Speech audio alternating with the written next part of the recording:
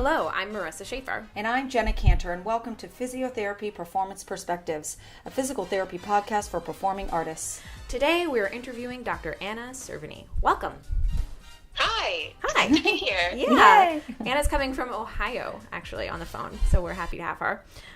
So Anna is a graduate of Columbia University and a dancer. After spending a year as the physical therapist for the international tour of the Broadway production of WarHorse, she is currently employed at the University Hospitals as a senior physical therapist and dance rehabilitation specialist, where she is part of the development of a multi-disciplinary dance, medicine, and rehab program. She is also the director of Cleveland Dance Project, a performance and choreography outlet for adults in the Cleveland area. Anna also treats a wide variety of patients in an outpatient orthopedic setting, including performing artists and athletes. So Anna's here today to talk about cross-training, and we are going to jump right in. So our first question for you, Anna, is what is cross-training? So cross-training is basically just working your body in a different way than it's used to in order to improve your fitness and your performance in your main activity or sport or art. So for dancers, it's really basically any exercise done that's not dancing. Although I'm willing to kind of argue that cross-training can even be other forms of dance if they're different enough.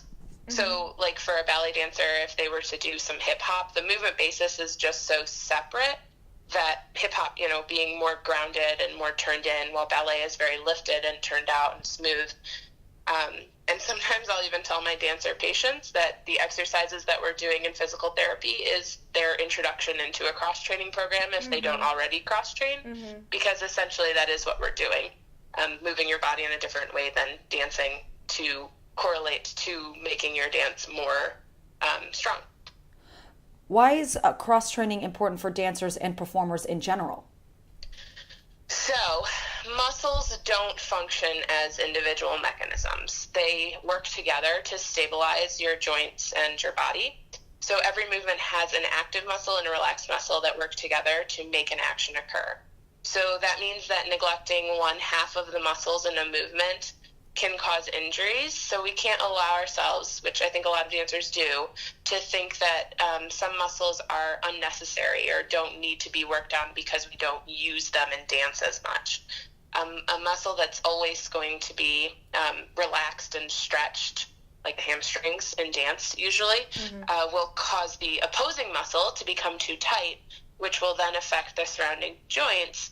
And because our body is this wonderful interconnected chain of muscles, joints, ligaments, bones, that will also affect other joints too.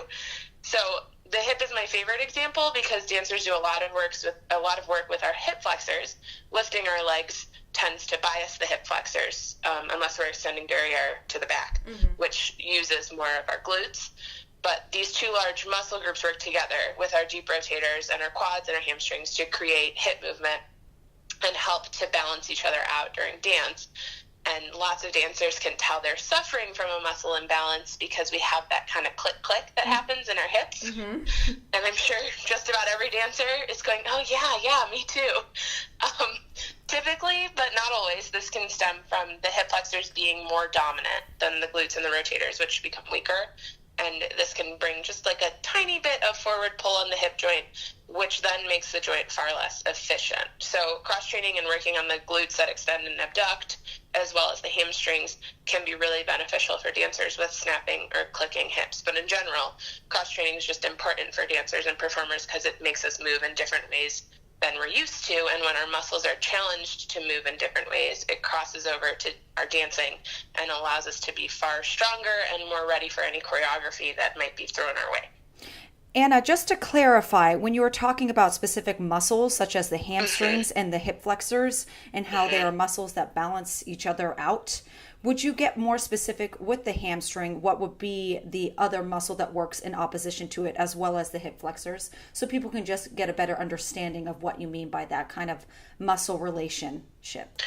Right. So the hamstrings are the backs of our thighs, and they work to kind of kick the legs behind us and bend our knees, whereas your quadriceps are the fronts of your thighs, and they work to straighten your knees and then bring your knees towards your chest, so to flex your hips. So they're working in conjunction.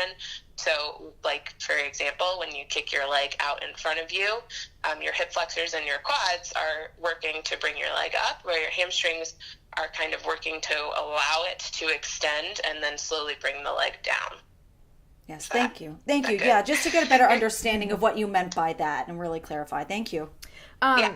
Okay, so you mentioned in your first question, or when answering your first question, that like your PT session is almost like the beginning of your cross training, and maybe cross training can be other forms of dance. But can you list some other ways that dancers can cross train? Oh, yes. There are a million different ways that dancers can cross-train, but I'll keep it short. Cool. Anything that's not their main art. So any exercise that offers them something that dance doesn't. So this can be something traditional like weightlifting or running, but could also be swimming, which is great because that's a little bit less stressful on our legs that are often overworked in dancers. Pilates and gyrotonics are both really, really great because they're both core-centric, and I think a lot of dancers tend to have surprisingly weak cores. Our stomach muscles, our deeper abdominals. Yoga, I think, can be really wonderful, but I do sometimes caution my dancers against it if they're already quite flexible, just because then you tend to sit into the ends of your ligaments sometimes rather than like pulling out of your joints. But it can be really beneficial for recovery or focusing on balance and interactions with the floor. But cross training can also be something more non-traditional, like hiking or kayaking or rock climbing or biking. I think that anything you do, it should be something that you enjoy rather than forcing yourself to do something you hate because you think it's good for you. There's so many ways to cross train. There isn't really a right way. Is it beneficial for performers to only choose to do one type of cross training, or should they focus on different types of cross training? I am a big proponent of doing a couple different types of cross-training. For one, I think it's important for dancers to train both aerobically and anaerobically. So aerobic being lower intensity, long duration, which is helpful for that cardiovascular endurance that gets you through like a 15-minute piece where you don't get a break on stage, and then when you're off stage, you're running across the back to get to the right wing, and you don't really get a break at all. So that would be like running, swimming, cycling, those types of things. And then anaerobic being a higher intensity, lower duration, short burst of activity. So that's like high intensity interval training, weightlifting. Pilates and dance classes can be anaerobic too. Dance really is like the biggest anaerobic activity that we're all doing, just because, you're doing those short combos and then you get a break while you watch the other group, or even with like a 2-minute solo, it's a short burst of everything you got and then it's over. But it is possible to get overuse injuries from cross training as well if you do too much of one thing, just like it's possible to get overuse injuries from dancing if you're doing too much of that. So I believe it is really best to kind of switch it up. Yeah, that makes a lot of sense. So with all the different types of cross training that you mentioned, how would a performer know what type of cross training is most beneficial for him or her? So ultimately, whatever cross training you choose to do, it should complement your style of dance. So if you spend all day turned out in ballet class, then your cross training should probably be more parallel.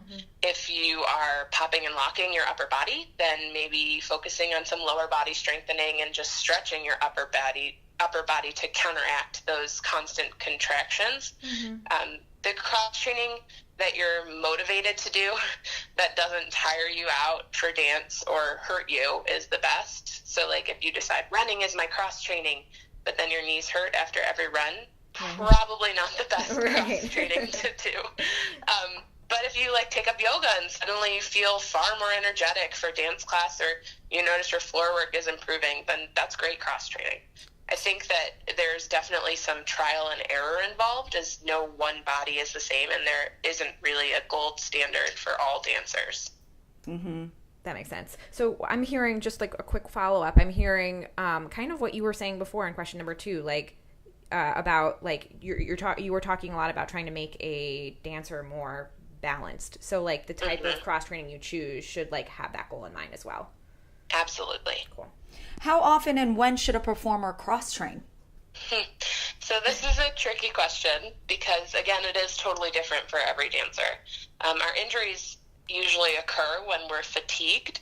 So if you've had an 8-hour day of rehearsals and class and then you decide to hit the gym to cross-train, despite your body being exhausted, that could lead you to an injury that'll keep you out of the studio for a few days or hopefully not much longer.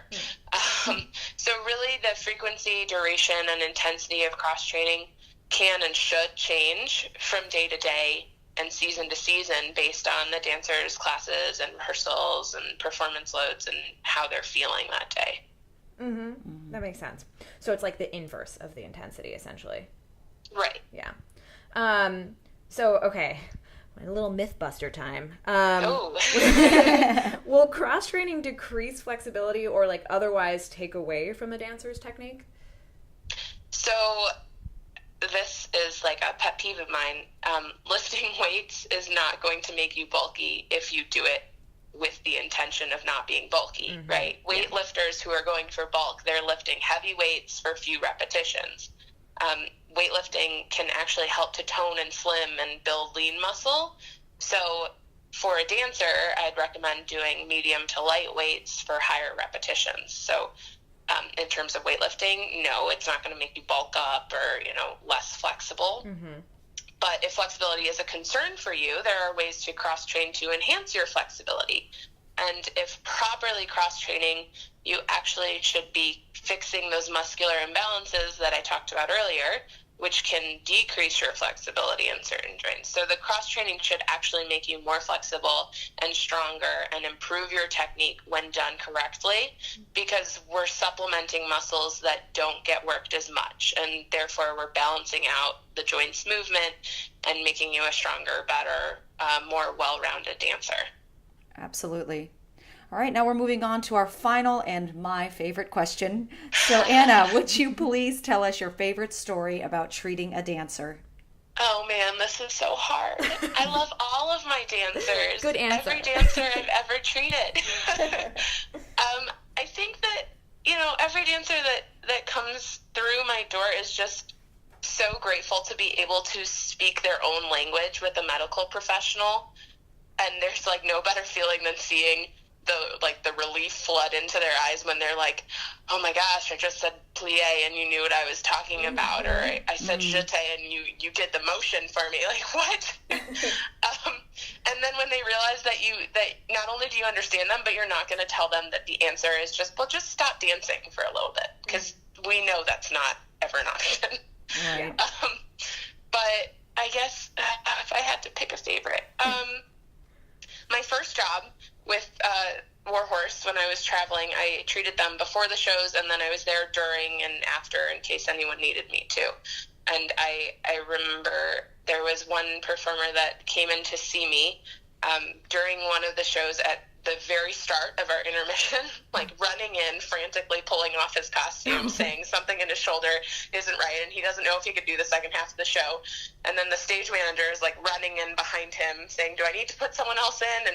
And at the same time, there's just that normal chaos of intermissions with announcements happening overhead and people coming into the little backstage room where my table was to foam roll or to try to get taped or to try to get a quick couple minutes of deep tissue. And in all this chaos, I'm standing there trying to breathe, calm myself down, right. Just save the day real quick. Yeah, no pressure. No pressure. And so I had to do everything I could to get his shoulder stage ready in under 10 to 15 minutes. Wow. But with some good deep tissue and a few joint mobs and a muscle energy technique or two, and I think there was a tape job involved too, and probably a lot of adrenaline on both our parts, his and mine. Yeah. His shoulder was as good as new for the second half of the show, and he went back on and jumped right back into the horse and finished the show. But really, anytime that I can help someone feel better and meet their goals and get them back on stage and dancing and performing, then those are all my favorite stories. Nice. Just curious, how was he after the show? He was definitely hurting after the show. There was some serious ice going on.